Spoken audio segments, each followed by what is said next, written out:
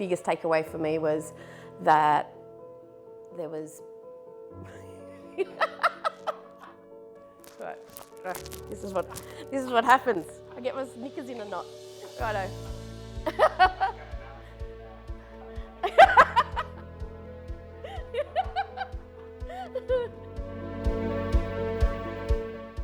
I had been reluctant to put much energy into branding because I'd worried that would sit with inauthenticity, but the biggest takeaway definitely for me was that it's not a way of having me be different than I am. It's a way of distilling what I already am and what I already offer down into more clarity.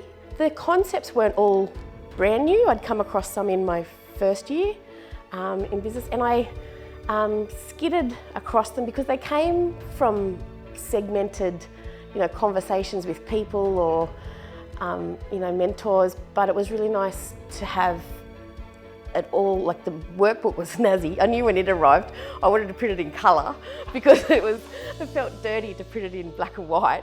But yeah, and I could see as soon as it came, I went, oh wow, I'm going to get stepped through the things that I know are important and have heard are important, but I've not protected time to sit down and do.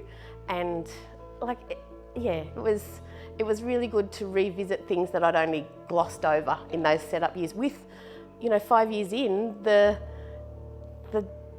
depth of knowledge that I now know about the parents I love working with and the ones that nail big changes, the types of things they come in asking about need to be what I message clearly out so that I get to work with more of those guys.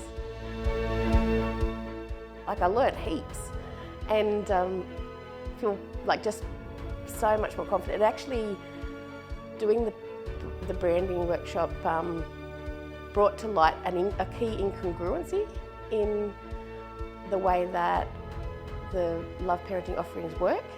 And I realised I'm saying in one breath that one-on-one intensive professional who's non-judgmental alongside you is key in a world that's swimming with information. And then when the pandemic hit, I went into a scramble over, well, they weren't able to happen. I need to go think about how I apply my skills usefully to parents in other ways. And yeah, started, going down online course,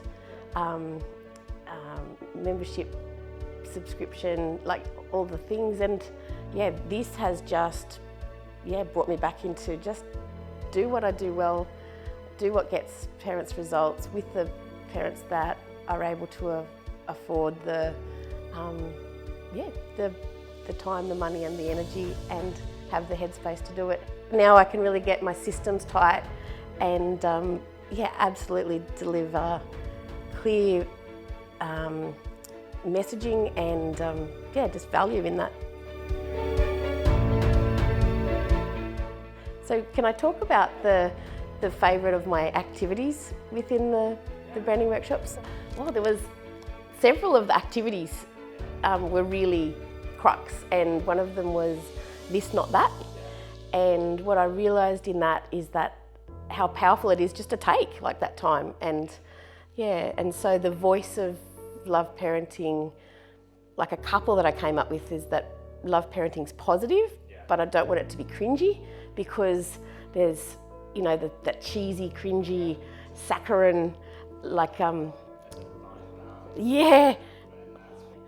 and therapeutic but not therapy is another of the ones I chose. Playful but not light, because the voice being, humour takes me far, but I don't want it to be so light that it doesn't feel that the evidence-based background doesn't shine through as well. And unique but not out there.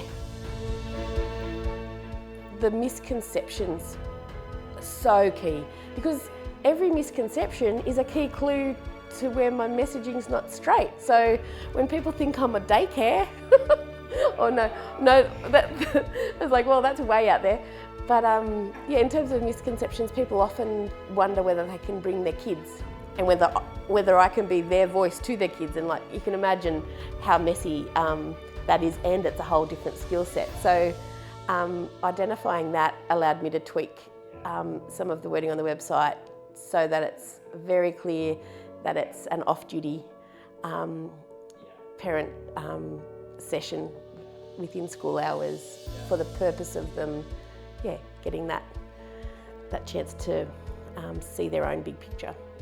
I know I've known about an elevator pitch for ages, but I struggled to come up with that without having done this iceberg, the underneath of the iceberg, to actually speak it authentically, not just choosing the right words and saying them from a head level.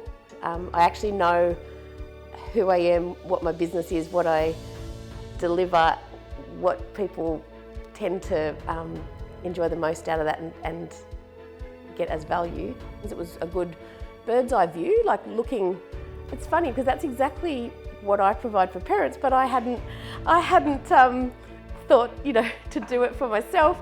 And once I did, I was like, oh gosh, like I get a specialist's knowledge curated for my unique situation with protected time where I'm out of my business, working on my business, not in my business, which is what the parents come into here for. And then so it just all made so much sense to me that just some perspective goes a long way to my choices then being horizon focused, but also a clear next step, so that my overwhelm isn't just trying to do a lot. Take some time, prioritise. I can't imagine, for the boxes and boxes of business cards that I thought I needed that first year, I could have just booked, we do what we do, but man, I've thrown some money into places that were less useful. It's just good to know that straight up in business it would have been a really worthwhile exercise to do, because even if I'd not worked with parents, the skill sets and values that I have were there. So the prompts to storytell and things, they're all there in the startup phase, even if you've not got a whole lot of depth. You do know how you want to work and what you value and things, even if you don't know what your key offerings will be.